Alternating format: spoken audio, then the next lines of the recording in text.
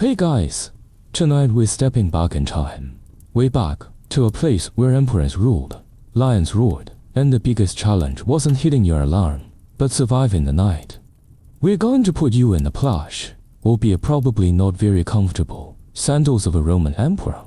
You know, the kind of guy who had absolute power, limitless wealth, and a tiny, nagging problem. He just couldn't sleep. Others believe that individuals with inherently anxious and overthinking personalities are more likely to be pushed to the throne, which further amplifies their anxieties. You now deeply realize that no matter what the answer is, insomnia has become an unavoidable shadow in your imperial career. You sit up and step barefoot on the cold marble floor. Coldness rushed up from the bottom of my feet, slightly dispelling a bit of drowsiness.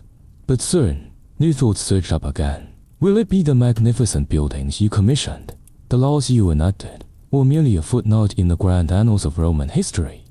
You contemplate the ceaseless cycle of rise and fall, the empires that precede run, and those that will inevitably follow.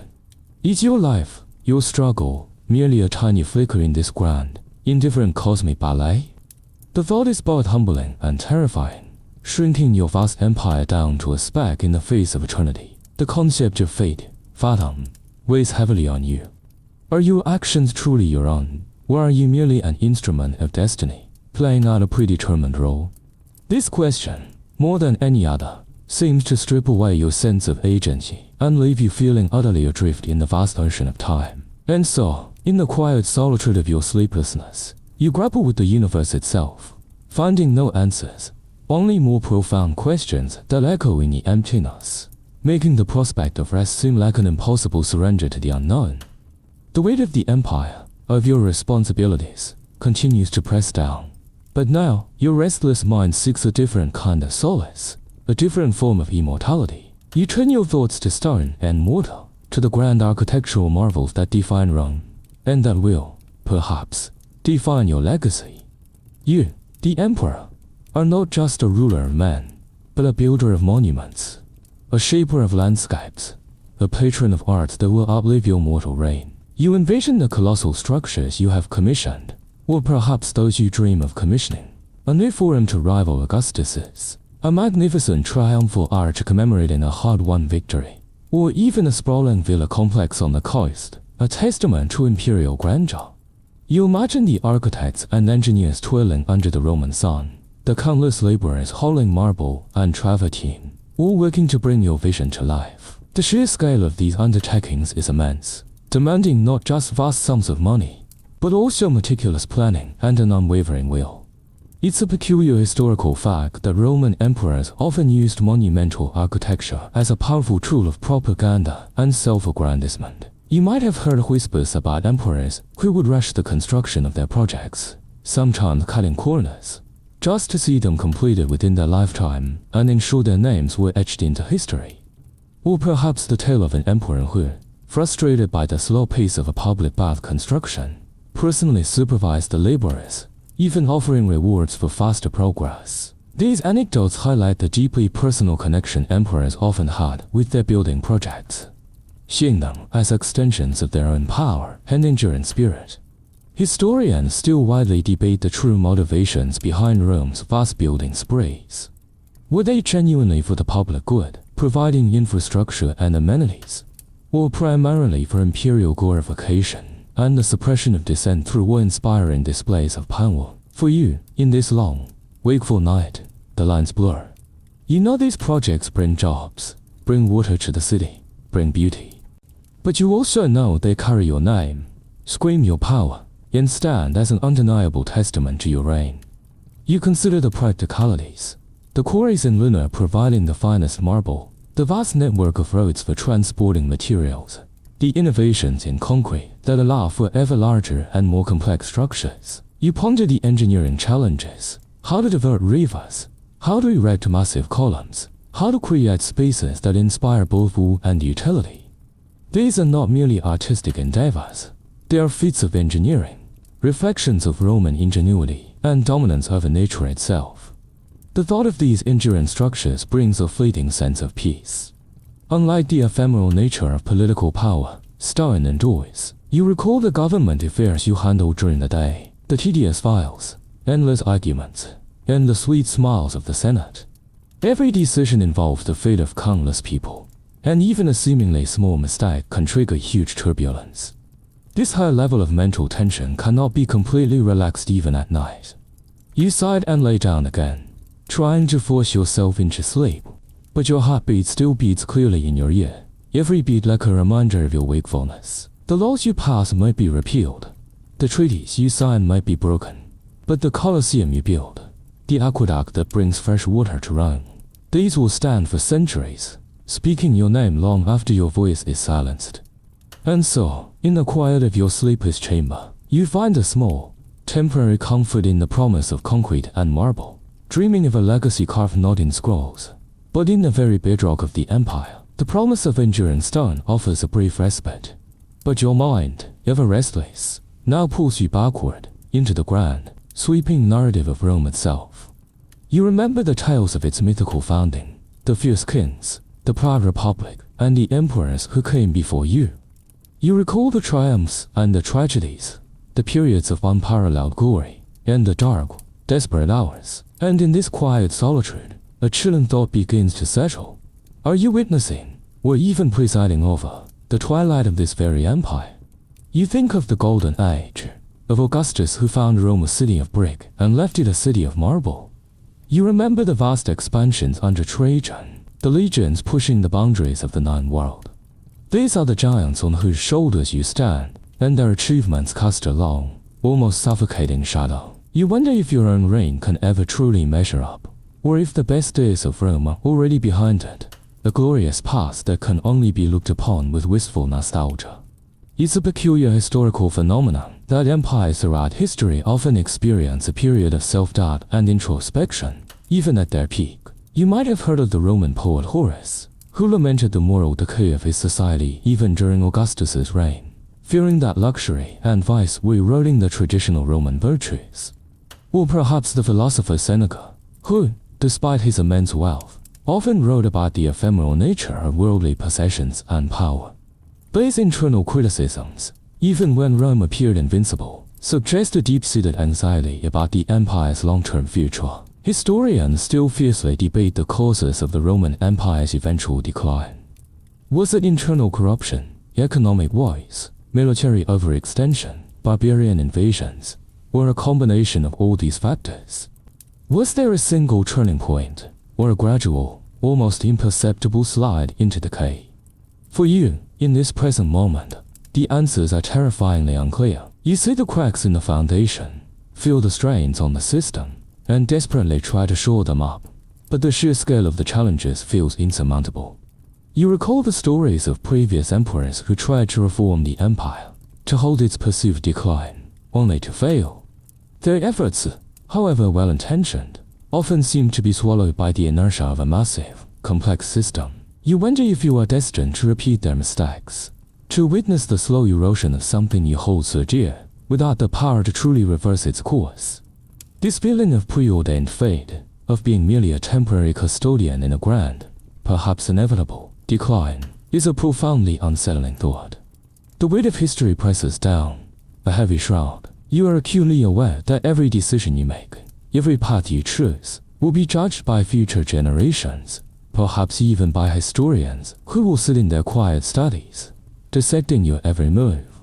You desperately want to leave behind a legacy of strength and prosperity, to be remembered as one of the great emperors. But in the quiet of your sleepless chamber, you can only see the looming shadows, the creeping inevitability of change, and the unsettling question of whether your reign will be the last flicker of a dying flame, or merely another chapter in a story whose ending is yet to be written. The answer eludes you, leaving you adrift in the vast, uncertain currents of time.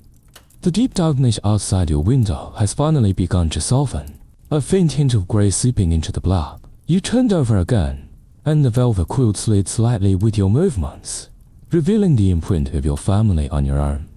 It seemed to emit a faint light in the darkness, reminding you of your identity and responsibility.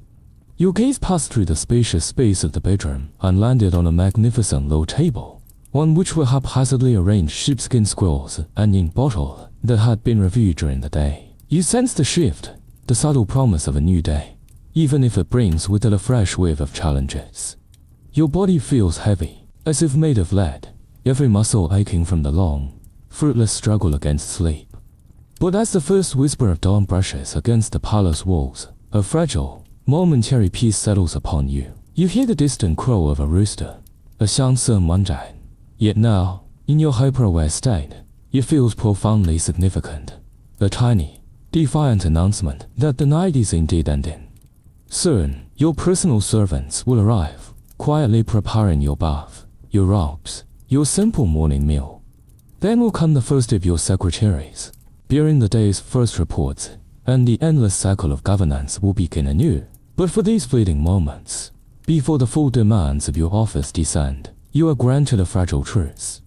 It's an interesting historical notion that for many ancient rulers, the dawn was not just the start of a new day, but a moment of reckoning and renewal.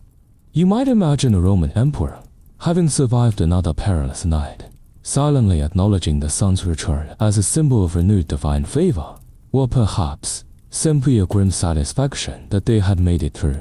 There are no grand rituals for surviving a sleepless night, no official pronouncements, just the quiet, personal relief that the shadows have retreated for a few more hours. Historians often ponder the psychological toll of imperial power. How did emperors truly cope with the constant pressure, the isolation, and the ever-present threat of violence or betrayal? Was sleep deprivation a common experience, leading to impaired judgment and rash decisions? Or did some develop unique coping mechanisms, finding brief moments of inner peace amidst the chaos? For you, the answers are embodied in the raw exhaustion that now washes over you, the tired satisfaction that at least for a little while longer, you are still here, still the emperor of Rome. You allow your eyes to drift closed one last time, not seeking deep slumber, but simply a surrender to the exhaustion. The thoughts that tormented you throughout the night begin to recede, their sharp edges 刀化成模糊的灰色. The weight on your shoulders lessens, if only by a fraction. You are not truly rested, not by any measure, but there is a quiet resignation, a temporary acceptance of your fate. You have faced the night's demons, and for now, you have enjoyed. A faint, almost imperceptible sliver of light appears beneath your heavy drapes. The air in the chamber, once thick with your anxieties, feels lighter, infused with the promise of morning.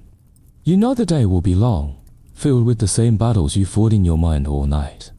But for this precious, dwindling moment, you just exist, floating on the edge of consciousness, suspended between the weary night and the demanding day.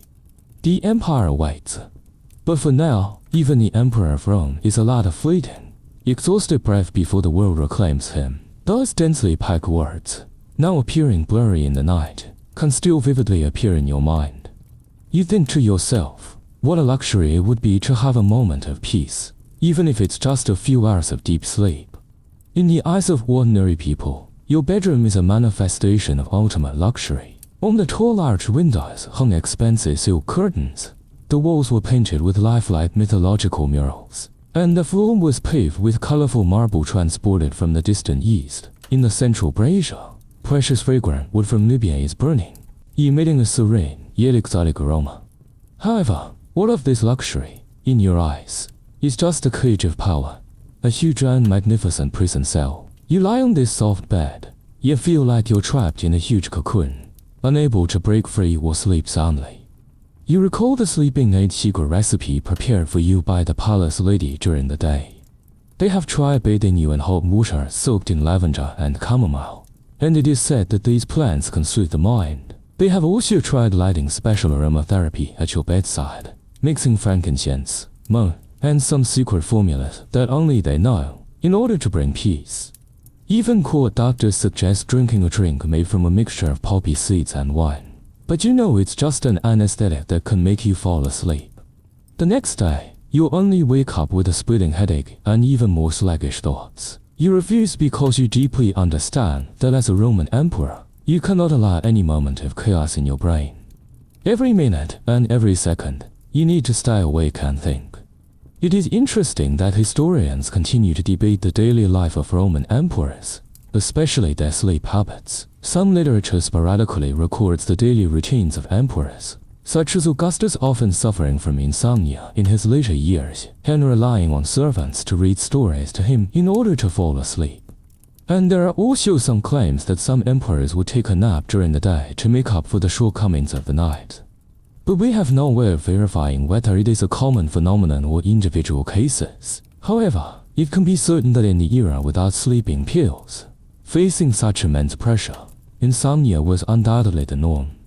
You now deeply experience that this continuous mental exhaustion is far more difficult to bear than physical exhaustion.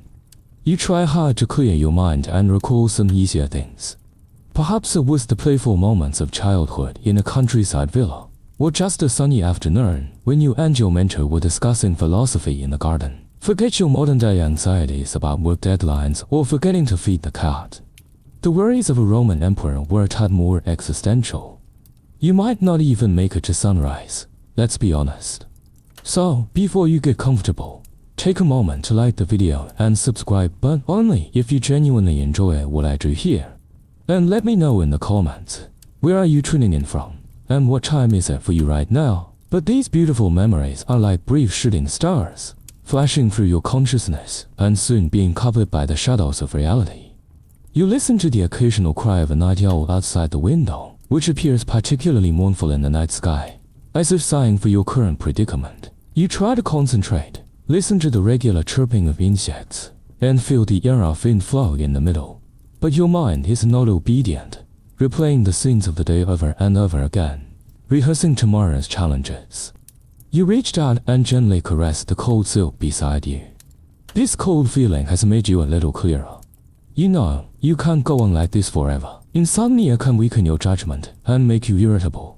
And an emperor who is irritable and has impaired judgment was undoubtedly a disaster for Rome. Tomorrow, you will have to face questioning from the Senate, decide on the supply of border troops, and deal with reports of rebellion from distant provinces. All of this requires you to have a clear mind and decisive decision-making. You close your eyes and take another deep breath, hoping to expel all your troubles with your breath, but they hover around you like stubborn ghosts. Your thoughts drift uncontrollably back to the day, back to the magnificent Senate. Even though the night is deep, every detail and expression there is vividly reproduced in your mind at this moment. You seem to smell the unique scent of marble and spices mixed together again, and hear those whispers that are either respectful or mysterious. You clearly remember that today's discussion was about the issue of food rationing. The huge population of Rome consumes astronomical amounts of grain every day, and a large part of this grain needs to be transported from distant Egypt.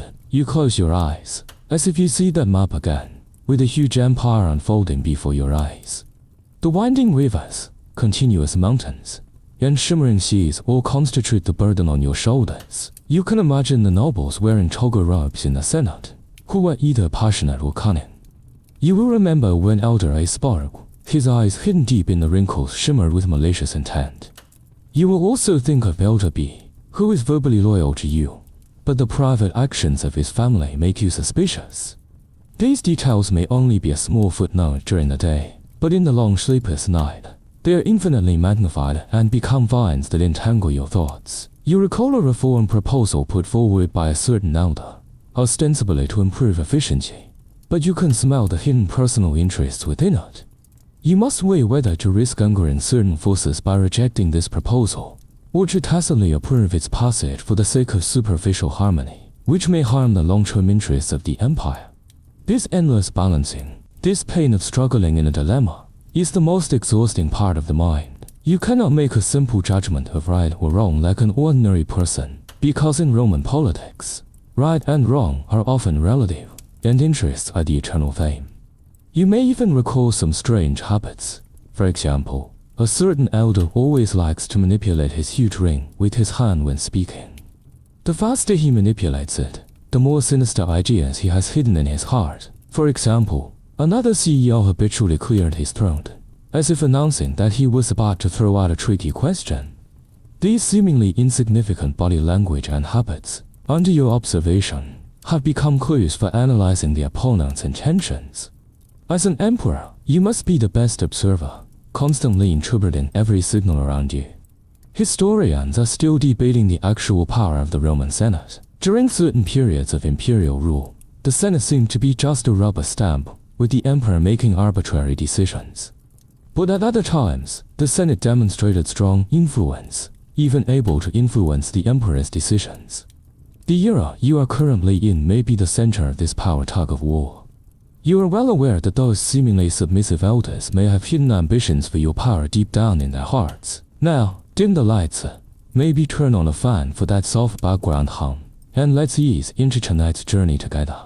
You are lying on a magnificent four-pillar bed, wrapped in silk and velvet, carefully dyed in the most precious purple of the empire, symbolizing your supremacy.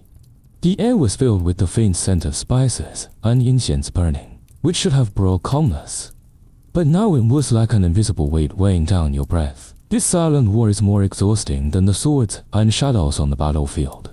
Imagine that tomorrow morning, you will once again step into that chamber filled with hidden currents. You must put on that majestic and calm mask again, hiding your inner exhaustion and anxiety. Every look, every action, can be interpreted and amplified. You must not reveal any flaws. This continuous performance, this unrelenting vigilance, is the root cause of insomnia. How much you wish there was someone you could truly trust, who could help you shed all your disguises and speak your true thoughts.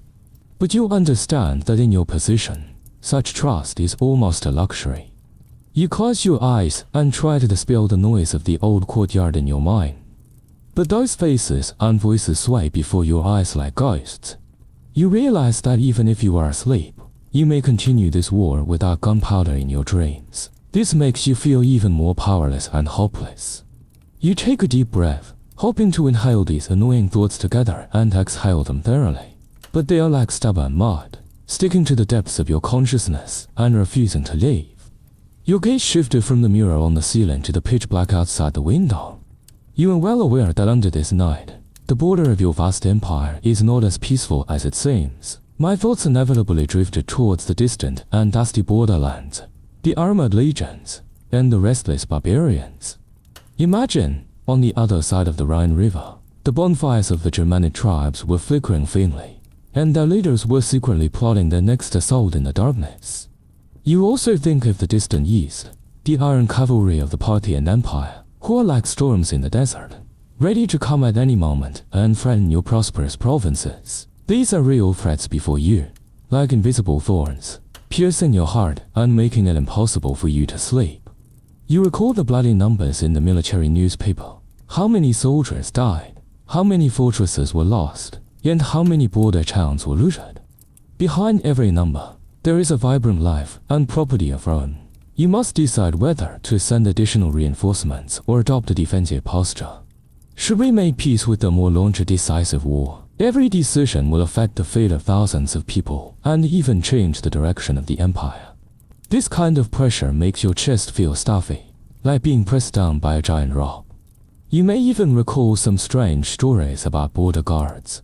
For example, there are reports that a certain legion stationed in Britannia secretly raised reindeer in the military camp as a form of spiritual sustenance, because the soldiers could not tolerate the continuous rain and desolation there. Alternatively, on the Egyptian border, some legions, due to long-term cohabitation with local residents, began to imitate the clothing and lifestyle of the locals, which surprised the inspectors from Rome. These small anecdotes may sound absurd, but they also indirectly reflect the hardships and helplessness of border life.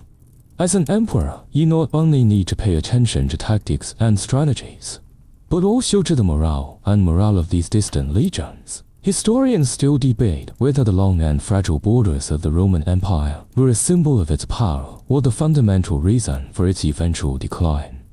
Some people believe that the ongoing border wars have consumed a significant amount of the empire's financial and material resources, making it unable to address internal issues. Others believe that it was the existence of these borders that tempered the will of the Roman legions and forced the empire to constantly expand and innovate, thus maintaining its vitality. But no matter what, you now clearly feel that the border is the eternal pain point on your body. You try to recall some victorious scenes, the deafening cheers under the Arc de Triomphe, and the embarrassing appearance of the captured barbarian leaders marching on the streets. These past glories now seem so distant, even somewhat illusory. What you remember more clearly are those sleepless military meetings, the dangerous areas circled in red on the map, and the unsettling news brought back by scouts. Do you imagine those generals at the border now, like you, tossing and turning in the cold military tent, thinking about how to resist the next wave of attacks? Their fate is also closely linked to yours. You sighed, but outside the window it was still pitch black. Outside the window, the night in Rome is deep. Only the footsteps of patrolling soldiers in the distance and the occasional barking of dogs from villages in the city further away, breaking the silence in your sleeping quarters. You close your eyes and try to fall asleep, but your thoughts run wild like wild horses in your mind. You turned over, and the silk made a slight rustling sound, which appeared particularly clear in the open room. You feel a deep sense of powerlessness. The empire is too big for you to personally inspect every corner and understand the suffering of every soldier. You can only rely on reports from afar, on generals you don't fully trust. This information asymmetry also makes you feel anxious. You are worried about whether they are hiding the truth and whether their judgment is accurate. This feeling of being unable to control the whole situation is like a thorn that keeps you up at night. How you wish for a light to illuminate this endless darkness, to illuminate those distant borders, so that you can see everything clearly. But you know, this is just a luxury. In the flickering shadows cast by the dying embers in the brazier, you trace the intricate patterns on your silk bedspread. Your mind, however, is not on the beauty of the fabric, but on the invisible threads of conspiracy that weave through your palace. You recall the hushed whispers you sometimes catch in the corridors, the sudden silences when you enter a room, and the subtle shifts in expressions that betray hidden thoughts. You've heard stories, of course, countless tales of emperors poisoned by their own families, stabbed by trusted advisors, or overthrown by ambitious generals who once swore undying loyalty. These aren't just historical anecdotes. They are very real possibilities that lurk in every shadow of your privileged existence. Historians have long debated the extent of actual conspiracies versus the paranoia of emperors. Was every suspicious debtor poisoning? Was every ambitious general plotting treason? It's a fine line between necessary caution and debilitating paranoia. Yet, you find yourself leaning towards the latter, for the cost of being wrong is simply too high. You remember a seemingly innocuous conversation you had with your own cousin just yesterday about the strength of the Praetorian Guard. His eyes, for a fleeting moment, held a glint you couldn't quite decipher. Was it admiration? Or was it something far more sinister? The calculation of their numbers, their loyalty, their potential. You clench your fists, your nails digging slightly into your palms. The silence of the night, once seemingly peaceful, now feels heavy, pregnant with unspoken threats. Every creak of the ancient timbers, every rustle of the wind outside, seemed to magnify, twisting into the sound of stealthy footsteps or the drawing of a blade. You know you can't trust anyone completely. Even the loyalists might have their price, or be swayed by a more charismatic leader. This constant vigilance, this inability to truly relax and let down your guard, is perhaps the heaviest burden of your crown. It's a solitary existence at the top, surrounded by people, yet utterly alone in your suspicions. The shadows in your chambers seem to lengthen, stretching like the concerns that weigh on your mind. You shift restlessly, the thought of your eventual successor, or lack thereof, now taking center stage in your nocturnal anxieties. It's not just about who comes after you, it's about the stability of Rome itself. A smooth transition of power is rare, often punctuated by civil strife, ambitious rivals, and the potential for the entire empire to unravel. You remember the endless discussions with your advisors about the virtues of various candidates, some by blood, some by adoption, and some by sheer political expediency. Each potential heir comes with their own set of strengths and weaknesses, their own factions and enemies. You've heard whispers about your nephew's erratic temper, a trait that could spell disaster for the legions. Or your adopted son, who, while intelligent, seems more interested in philosophy than the brutal realities of governance and warfare. This delicate balance, choosing someone who is both capable and acceptable to the Senate and the military, feels like trying to thread a needle in the dark. It's an interesting historical tidbit that some Roman emperors, facing the dilemma of succession, would resort to incredibly strange methods of vetting. There were tales of emperors suddenly testing their potential heirs' patience by making them wait for hours, or observing their reactions to deliberately chaotic situations at banquets.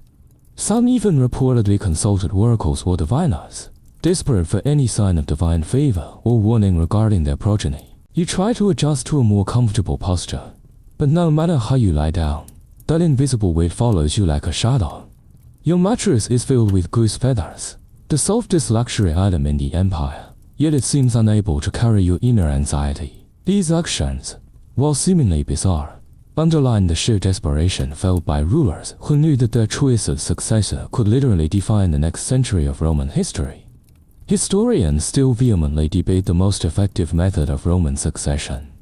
Was it the dynastic principle, passing power from father to son, which often led to weak or tyrannical rulers? Or was it adoption, choosing the most capable individual, regardless of bloodline, which produced some of Rome's most revered emperors? You find yourself caught in this very dilemma, feeling the weight of centuries of precedent and the uncertain future resting squarely on your shoulders. The thought of Rome descending into another bloody civil war, merely because you made the wrong choice, chills you to the bone. You close your eyes, trying to conjure the image of a strong, virtuous heir, someone who could not only maintain, but also enhance the empire you've worked so hard to preserve. But the faces that appear in your mind are often blurred, incomplete, or marred by the knowledge of their imperfections. You think of the early education of these potential heirs, the tutors, the lessons in rhetoric, the military training. Are they truly learning what it takes to rule, or are they merely being molded into palatable figures for public consumption? The doubt gnaws at you, a constant companion in these sleepless hours. The responsibility feels crushing. You are not just choosing a person. You are choosing the destiny of millions, the fate of an empire that stretches across continents. And you know, deep down, that you might not even live to see the consequences of your decision. This uncertainty, this profound knowledge that your final act as emperor will be to gamble with the future, is a powerful inhibitor of sleep. You lie there, listening to your own ragged breathing, knowing that the morning light will bring no easy answers, only more questions about the legacy you will leave behind. You lie there, bathed in the dim light of your sleepless chamber, and your mind inevitably drifts to the state of Rome's finances. Money, or the lack of it, is a problem that gnaws at you with a persistent, dull ache. You can almost see the ledger books in your mind's eye, a vast, complex web of income and expenditure. There are the staggering costs of maintaining your legion spread across the empire, the colossal sums required to feed the millions in Rome itself, and the endless public works projects. The aqueducts, the roads, the temples, all bearing your name, all costing an astronomical fortune. You recall the morning's reports. A meager harvest in gold means less tax revenue from that province. The recent military campaign, though victorious, emptied a substantial portion of the treasury. Then there are the ever-present demands for public games, for gladiatorial contests, for circuses, bread and circuses, they say, to keep the populace pacified. But these aren't cheap. Each grand spectacle consumes vast resources, and yet, deny them, and you risk unrest, even rebellion. It's a constant, unwinnable battle between providing for your people and maintaining the solvency of the empire. It's a peculiar historical fact that Roman emperors often resorted to quite innovative, and sometimes desperate, measures to fill their coffers. You might remember hearing tales of emperors debasing the coinage, subtly reducing the silver or gold content to stretch the existing precious metals further. A sort of ancient quantitative easing that inevitably led to inflation and economic instability down the line. Or perhaps you've read about the special taxes levied on specific groups, like the tax on public toilets initiated by Vespasian, which reportedly earned him a snide remark about the smell of money, to which he famously retorted, "Pecunia non olet," money doesn't stink. These desperate measures often reflected the crushing financial realities faced by an emperor. Historians still widely debate whether Roman emperors truly understood the long-term economic consequences of their fiscal policies. You imagine that beyond the city walls, vast empires are sleeping in the darkness. From the cold Brittany to the hot Egypt, from the barbarian tribes of Germania to the prosperous provinces of Asia, everything is dependent on your decisions. This heavy sense of responsibility, like a huge grinding wheel, slowly rotates in your mind, grinding away all drowsiness. You open your eyes and stare at the exquisite murals on the ceiling. Some argue they were pragmatic rulers, doing what was necessary to survive in a challenging economic landscape. Others contend they were often short-sighted, prioritizing immediate needs and popular appeasement over sustainable financial health, inadvertently sowing the seeds of future decline. For you, now, in the quiet of the night, it's not an academic debate. It's a very real headache. You rub your temples, trying to calculate the deficit in your head. The numbers swim before your eyes, vast and insurmountable. You think of the wealthy senators, their villas overflowing with treasures, while the public granaries are barely adequate. Should you impose new taxes on the rich? That would alienate powerful families, perhaps even incite rebellion. Should you cut back on public services? That would risk hunger in the plebs, the very people you rely on for your legitimacy. Every option seems fraught with peril. The weight of the empire's economy presses down on you. You're not just a ruler. You're the chief accountant, the central banker, and the ultimate guarantor of Rome's financial stability. And in the dark of your chambers, with sleep refusing to come, you feel utterly overwhelmed by the sheer scale of the problem. The silver and gold may gleam in your vault, but you know it's never enough. The empire is a hungry beast, constantly demanding to be fed, and you, the emperor, are its sole provider. This endless fiscal anxiety gnaws at your peace of mind, making rest an impossible luxury. The heavy, embroidered drapes at your window seem to mark your attempts at rest, blocking out the world, yet failing to shield you from its most pressing problems. Your mind, ever alert despite your exhaustion, now turns to the very people you govern, the Roman populace.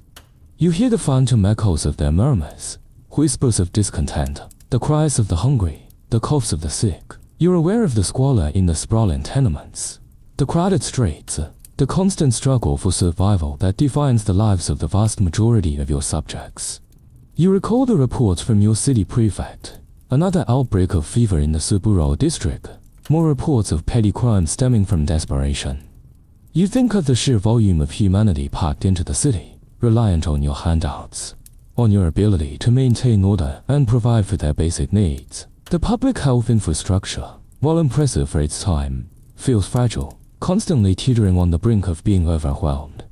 You know that a truly devastating plague, a serious famine, or even just a prolonged period of high unemployment, could ignite a firestorm of unrest that would make all your other worries pale in comparison. It's a curious historical detail that some Roman emperors were known to disguise themselves and wander the streets at night, not for pleasure, but to gauge the mood of the populace firsthand. There are tales of emperors hearing unvarnished complaints from ordinary citizens, or witnessing the harsh realities of their daily lives.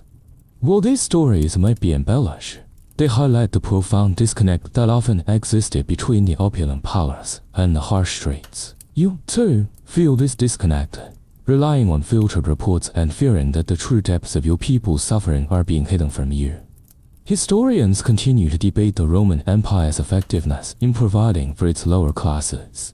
Some argue that the bread and circuses policy, though often criticized, was a remarkably effective way to prevent widespread rebellion and maintain social stability. Others contend that it merely masked deeper systemic issues, creating a dependent and unproductive populace. You, caught in the present moment, simply feel the immense, crushing responsibility of millions of lives. You are the ultimate provider, the one they look to when their crops fail, when disease strikes, when injustice prevails. You picture the long lines at the public granaries, the emaciated faces, the children with distended bellies. These are your people, your responsibility. And yet, what can one man truly do? You issue decrees, allocate funds, dispatch legions to maintain order, but the sheer scale of human suffering feels overwhelming. You think of the doctors, those few dedicated individuals battling illness with limited knowledge and even fewer resources. You wonder if the gods themselves are turning a blind eye to the plight of your citizens, or if it is your own inadequacy that prevents a better future. The helplessness gnaws at you. The mythological story is depicted above, with Jupiter towering high and surrounded by gods who seem to mark your mortal troubles. You are an emperor, theoretically possessing everything in the world. But even the simplest sleep has become a luxury at this moment. The weight of millions of desperate souls presses down, making sleep an impossible escape.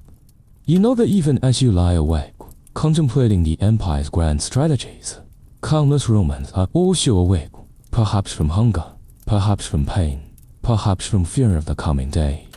Their collective anxieties, you feel, have somehow seeped into your own being, transforming your bedchamber into a silent echo chamber of their unspoken suffering. And there, in the oppressive silence, you find no solace, only the chilling reminder that the well-being of Rome rests precariously on your shoulders.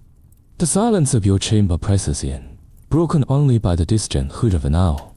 You close your eyes, seeking refuge in the darkness. But even there, your mind refuses to yield. It drifts now to the gods, to the vast pantheon of Roman deities you are sworn to honor and whose favor you constantly seek. You, the most powerful man on earth, yet utterly beholden to the whims of Jupiter, Mars, Venus, and countless others. You wonder in these quiet hours if they are truly listening, if your endless sacrifices and prayers are enough to ensure Rome's prosperity, or if some divine displeasure is lurking, waiting to cast its shadow upon your reign. You recall the countless rituals you've participated in, the entrails of animals meticulously examined for omens, the flights of birds observed for their divinely inspired patterns, the solemn processions to the temples. Each act is performed with painstaking precision, lest you offend the deity and invite their wrath. You think of the Vestal Virgins, entrusted with keeping the sacred fire eternally burning, a symbol of Rome's perpetual existence. Their purity, their dedication, seems like a fragile thread holding the empire together in the face of the gods' potentially fickle nature. It's a fascinating historical detail that Roman emperors often used religion not just for spiritual comfort, but as a powerful tool of political control and legitimation. You might have heard tales of emperors claiming divine ancestry, or even declaring themselves gods upon their death, receiving their own cults and temples. Others would manipulate omens to justify their decisions or discredit their rivals, turning the very fabric of belief into a weapon. This blending of the sacred and the secular was a hallmark of Roman rule, and you, as emperor, were the high priest of this elaborate cosmic dance. Historians still widely debate the true extent of personal belief among Roman emperors. Did they genuinely believe in the vast pantheon, or was it a pragmatic necessity, a performance for the masses? Was their piety sincere, or merely a calculated act of statecraft? For you, in this moment of profound sleeplessness, the question feels intensely personal.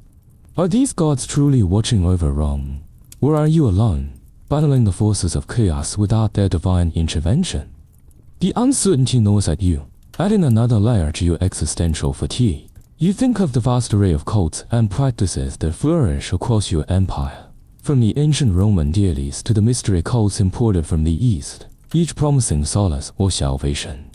You, as Pontifex Maximus, are the chief bridge builder to the divine, responsible for maintaining religious harmony. But how can you reconcile so many differing beliefs, especially when some new, strange cults like the Christians begin to challenge the very foundations of traditional Roman religion? This religious plurality, while seemingly tolerant, also brings with it potential for internal strife and spiritual confusion. The burden of spiritual responsibility feels as heavy as your temporal power. You are not merely a general or an administrator. You are the intermediary between mortals and the divine. And in the quiet of the night, with your mind racing, you desperately seek a sign, a whisper from the heavens, that you are on the right path. But the gods remain silent, their marble eyes in the temples perhaps gazing down impassively. Their silence is not comforting. It is a profound, unsettling void, leaving you to grapple with the empire's fate, and your own, alone in the dark. The silence of your chamber is now almost oppressive, a thick blanket that amplifies every phantom creak and rustle.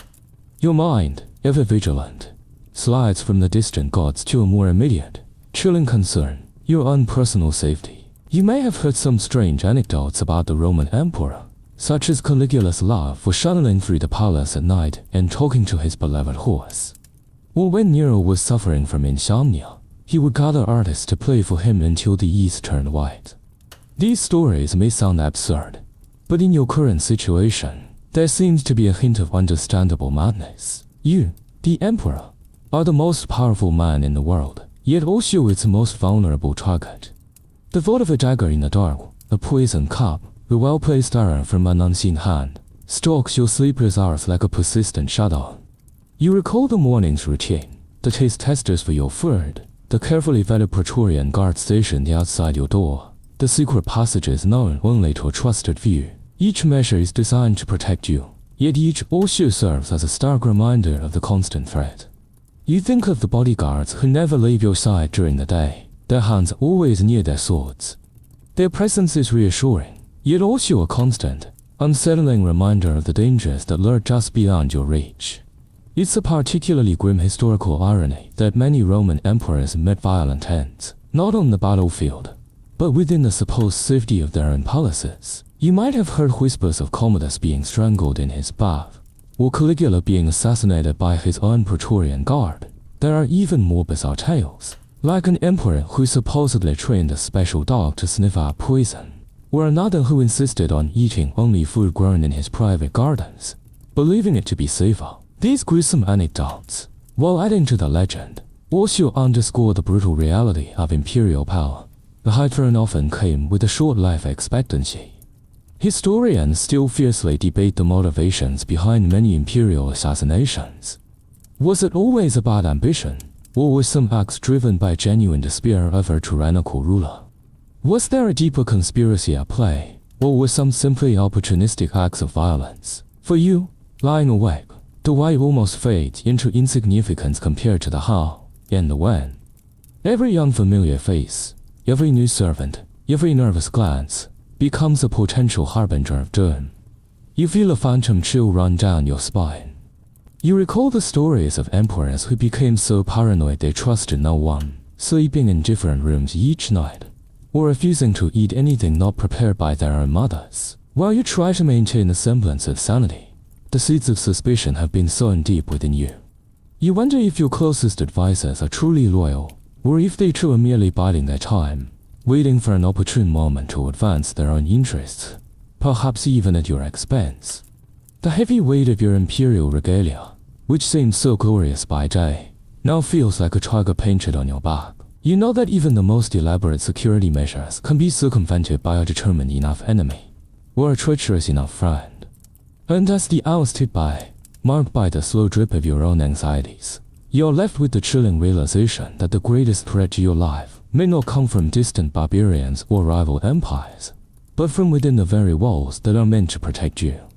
And that thought, above all else, makes sleep an utterly impossible dream. The heavy, scented air in your chamber seems to carry echoes of a different kind now, not of statecraft or war, but of a more personal battlefield, the heart. Your mind, unwilling to grant you respite, now wanders to the complex tapestry of your personal life, the loves and losses that are perhaps even more unsettling in the quiet of the night than the affairs of state. You, the emperor, are expected to embody stability and strength, yet your own emotional landscape is a shifting, often treacherous, terrain. You remember the faces of those you loved, a long-lost mother, a beloved sister, perhaps a wife whose memory still brings a pang to your chest.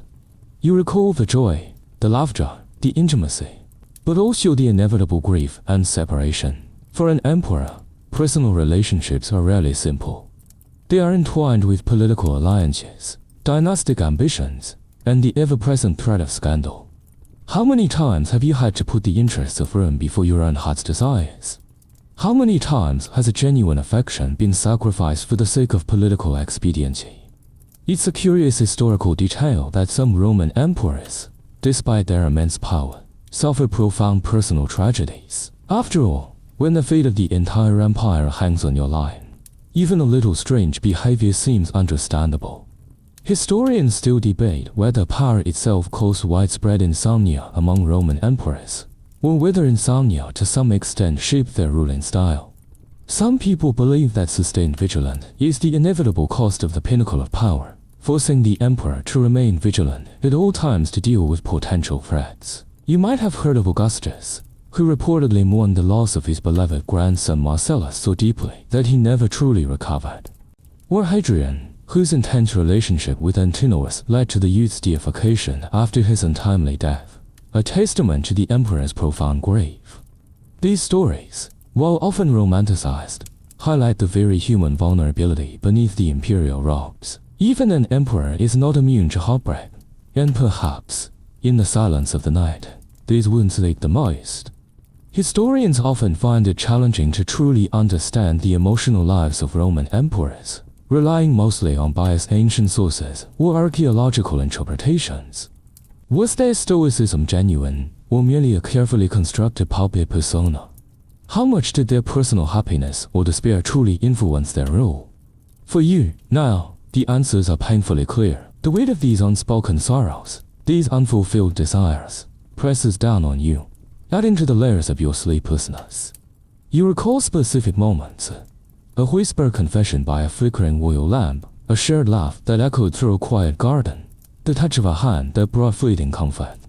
These are the moments you yearn for, the simple human connections that are so often denied to you by your exalted position. You think of the rumors that constantly swirl around the imperial family, the alleged affairs, the whispered jealousies, the succession struggles that turn loved ones into rivals.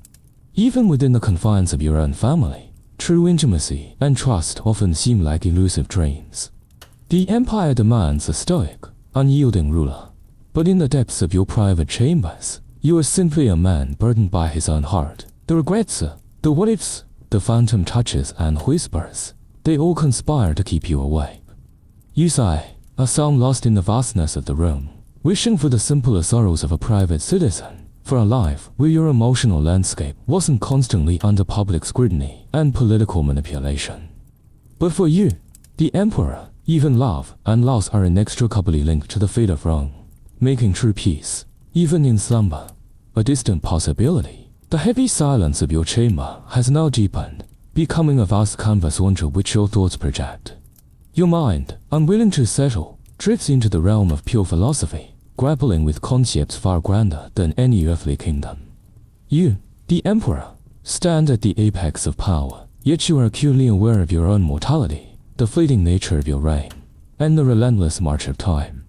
This existential introspection, far from bringing peace, only amplifies your sleeplessness. You ponder the meaning of power itself. Is it merely the ability to command legions and issue decrees?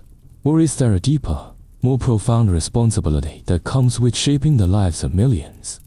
You consider the Stoic philosophers you've read, their emphasis on virtue, reason, and acceptance of fate.